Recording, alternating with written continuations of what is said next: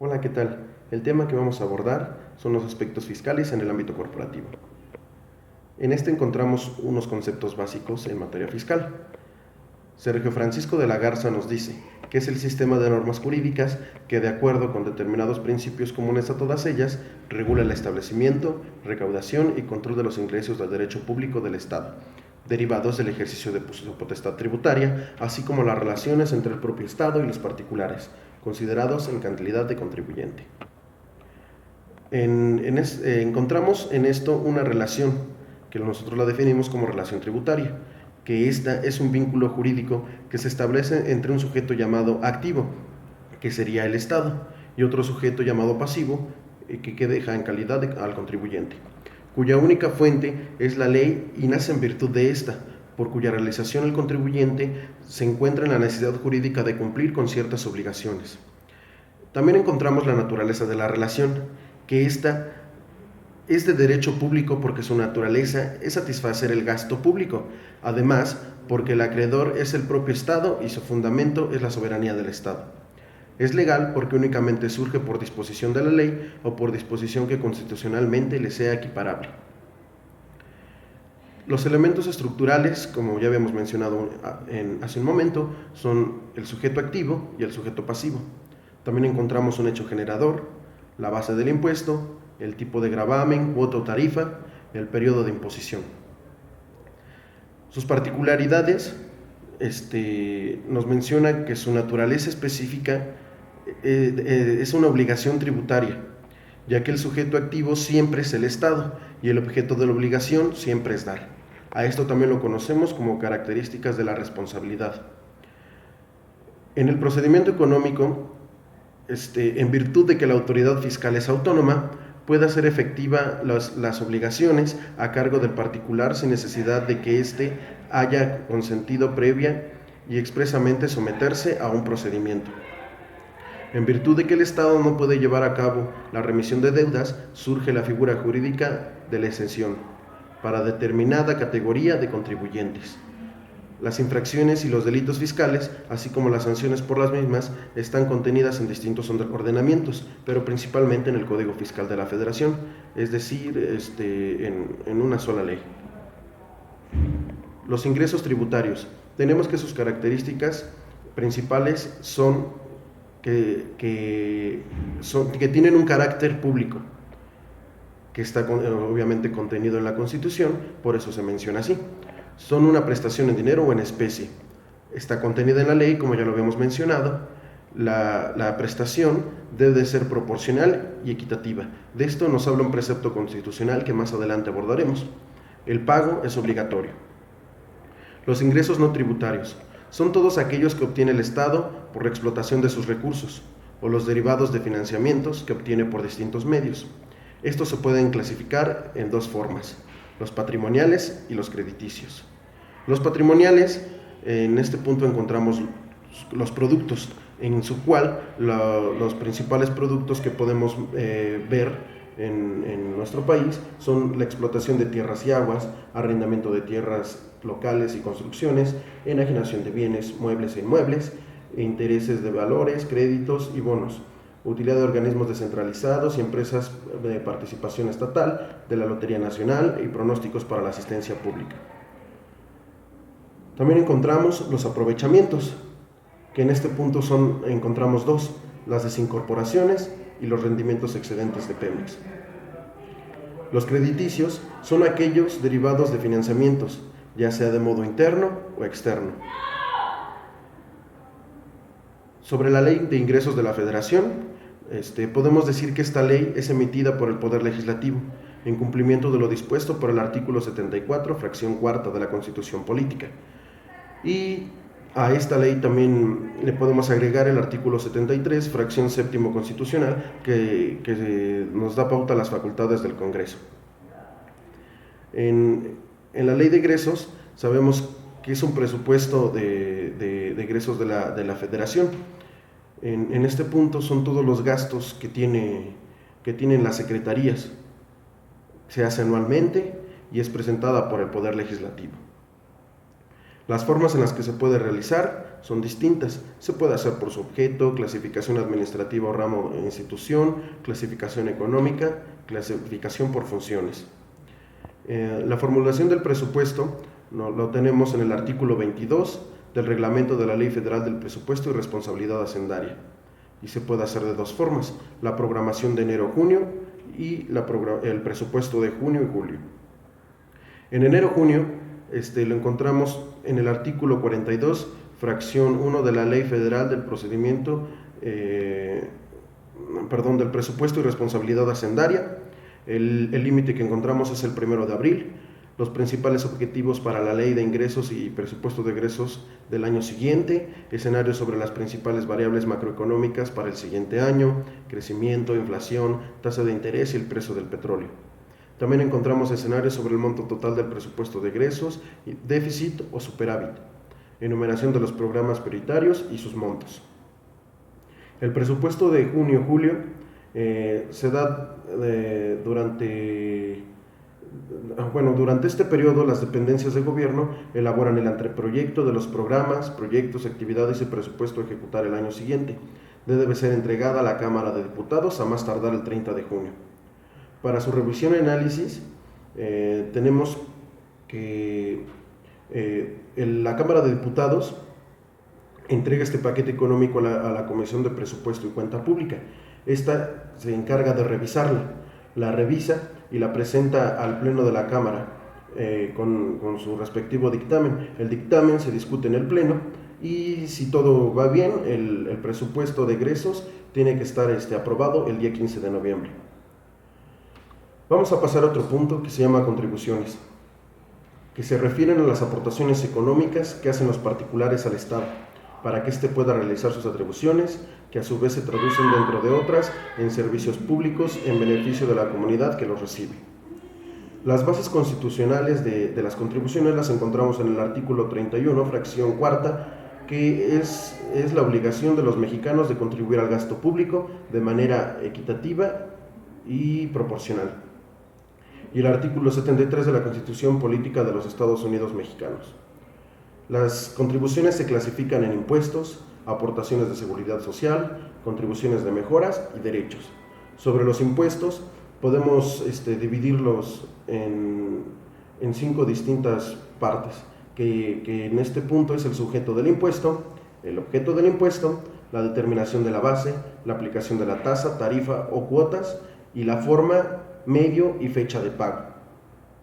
Después tenemos las aportaciones de seguridad social, que son las contribuciones establecidas en la ley a cargo de personas que son sustituidas por el Estado en cumplimiento de la obligación fijadas por la ley en materia de seguridad social, o las personas que se benefician en forma especial por servicios de seguridad social proporcionados por el mismo Estado. Las contribuciones de mejoras son las establecidas en la ley a cargo de personas físicas y morales que se benefician de manera directa por obras públicas. Los derechos son las contribuciones establecidas en la ley por el uso o aprovechamiento de los bienes del dominio público de la nación, así como por recibir servicios que presta el Estado en sus funciones de derecho público. ¿Cómo se determinan las contribuciones? Dichas contribuciones se determinan conforme a las disposiciones vigentes en el momento de su causación, pero les serán aplicables las normas sobre procedimiento que se expidan con posterioridad. Corresponde a los contribuyentes la determinación de las contribuciones a su cargo, salvo disposición expresa en contrario. Si las autoridades fiscales deben hacer la determinación, los contribuyentes les proporcionan la información necesaria dentro de los 15 días siguientes a la fecha de causación. En la concurrencia tributaria tenemos que es la facultad concurrente entre la Federación, estados, municipios, y tiene como fundamento el artículo 124 constitucional, el cual señala que todas las facultades que no están expresamente mencionadas se reservan para los estados, lo que hace necesario que exista una coordinación entre estos y la federación en el ámbito fiscal. En el artículo 40 constitucional encontramos el fundamento de la concurrencia. Otro fundamento constitucional es el artículo 115. El sistema fiscal mexicano lo encontramos dividido en 3 sujetos activos de la obligación contributiva, los cuales son la Federación, entidades federativas y municipios. La Federación está constituida por diversas entidades territoriales de la República Mexicana. Las entidades federativas son partes integrantes de la Federación, libres y soberanas, en lo que toca a su régimen interior. en otras palabras, su extensión territorial. Los municipios, los cuales se definen como la cédula de la organización política del Estado mexicano, al servir de base para la división territorial y para su estructura política, administrativa de las entidades federativas. Los principios constitucionales de los impuestos los encontramos en el artículo 31, fracción cuarta constitucional, el artículo 73 constitucional, 74 y 76 constitucionales. Las obligaciones tributarias de las empresas son el vínculo que se establece por la ley entre el sujeto activo y el sujeto pasivo, y cuyo objetivo es el cumplimiento de la prestación tributaria. Por tratarse de ser una obligación, puede ser exigida de manera coactiva.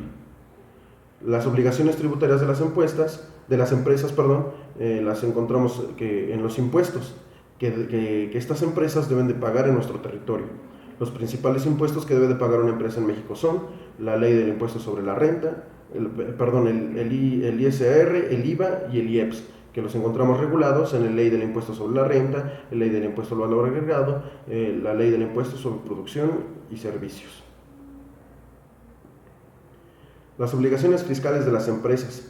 En este punto encontramos que una de las obligaciones principales es la inscripción o alta en el Registro Federal de Contribuyentes, así como de la misma manera expedir comprobantes fiscales una vez registrado, llevar su contabilidad, presentar declaraciones y pagos mensuales y su declaración anual, presentar la declaración informativa de operaciones con terceros, presentar declaraciones informativas anuales, y mantener actualizados sus datos en el Registro Federal de Contribuyentes. Ahora vamos a pasar a un punto sobre las inversiones extranjeras. La inversión extranjera es considerada como la penetración de capitales del exterior que realizan las personas físicas o morales por unidades económicas extranjeras sin personalidad jurídica. Los sujetos que realizan inversión extranjera son, obviamente, como se menciona, son los extranjeros, sean personas físicas, morales y unidades económicas de personalidad jurídica. Estas están reguladas por la ley de inversión extranjera. Las inversiones tenemos dos tipos. La directa, que es cuando un determinado país o persona física, moral, extranjera, llega a territorio nacional, compra un territorio, obviamente que no esté, que esté legal, compra su territorio, pone su empresa e invierte todo su capital. Y tenemos también la forma indirecta, que es una especie de préstamo o una especie de inversión que realiza un extranjero para ayudar al gobierno, ya sea en cuestión,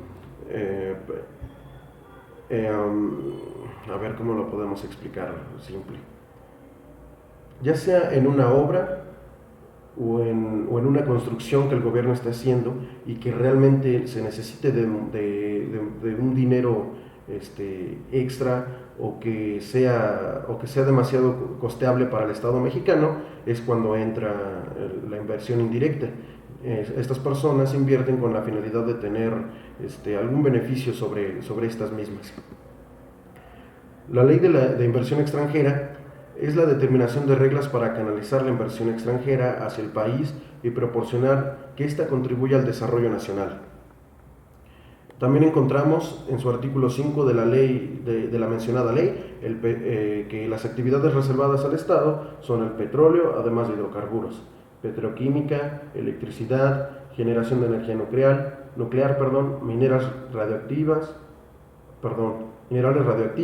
telégrafos, radiotelegrafía, correos, emisión de billetes, acuñación de moneda, control, supervisión y vigilancia de puertos, aeropuertos e helipuertos, y las demás expresamente señaladas en las disposiciones legales aplicables. Sobre las operaciones transnacionales, tenemos que la inversión extranjera se convierte en un gran instrumento para lograr el proceso de globalización económica que no podría extenderse sin empresa. Las empresas transnacionales son un vehículo para penetrar un nuevo mercado con nuevos productos por la vía de la inversión extranjera. Al conformarse el mercado global, la inversión se desplaza a aquel mercado que le sea más atractivo, a aquel mercado que las tasas de tributación sean más bajas, perdón,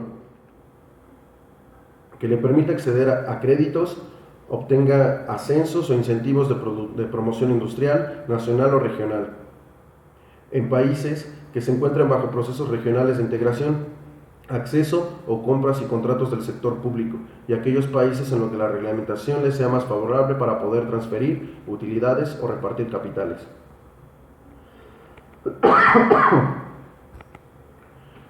Países con políticas gubernamentales más restrictivas,